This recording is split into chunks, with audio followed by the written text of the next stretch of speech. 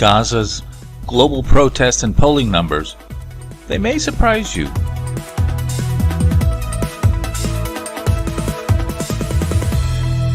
Hello, this is Chart GPT Today. Yes, we all know that it's been about a month now since the Israeli Hamas war has been going on, and the polling numbers are starting to come in about people's actual support of it, as well as the protests. We've seen some pretty big protests on a global basis. First, I want to just kind of mention here that Israel has been pretty strong, and for obvious reasons, about their desire to basically deal with the situation there in the Gaza Strip with Hamas and the terrorist attacks that they suffered in October 7th, and of course of the horrific events. Of course, now some of the people following up with the rather strong response by Israel, and of course Israel is basically thinking of controlling the Gaza Strip after the war is finally subdued, and maybe even trying to deport or even push. Some people think they're trying to push the Palestinians into the Sinai or elsewhere.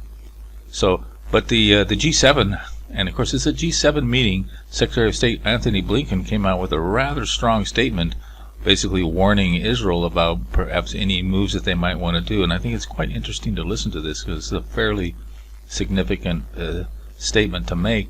And again, this is the G7 in Tokyo just recently here. Let's take a listen. The United States believes key elements should include no forcible displacement of Palestinians from Gaza. Not now, not after the war.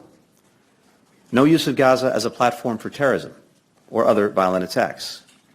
No reoccupation of Gaza after the conflict ends.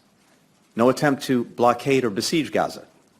No reduction in the territory of Gaza.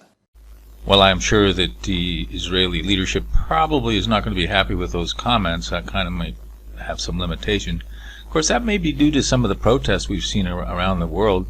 Here's a nice infographic about what we've seen up to date, around today's date, or within a few days of it. There's been over 600 demonstrations in the U.S. Europe has had a lot. Middle East obviously has, and North Africa has a huge amount.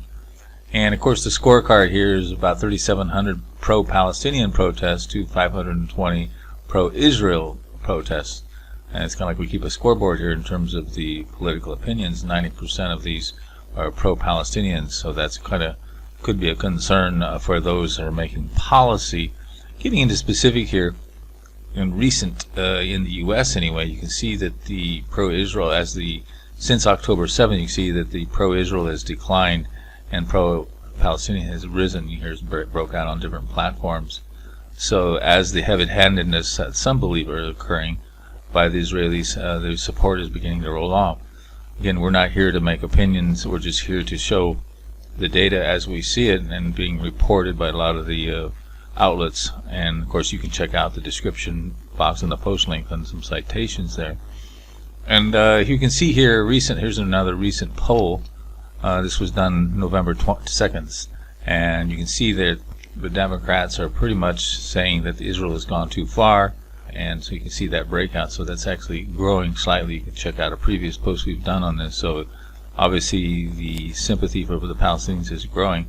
Here, it's global as well. Here's a poll in Britain, and they're trying to tape a middle of the road.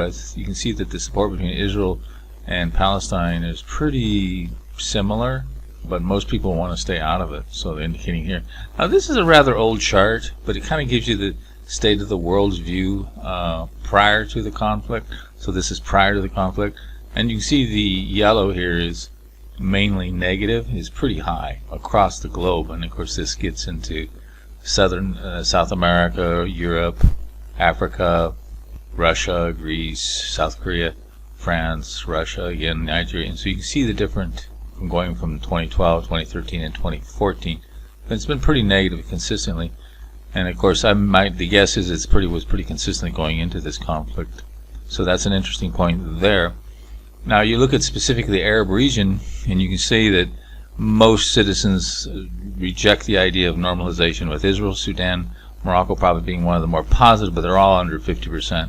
And as you go down the list here, most of them are under 25%. So kind of the Arab Barometer.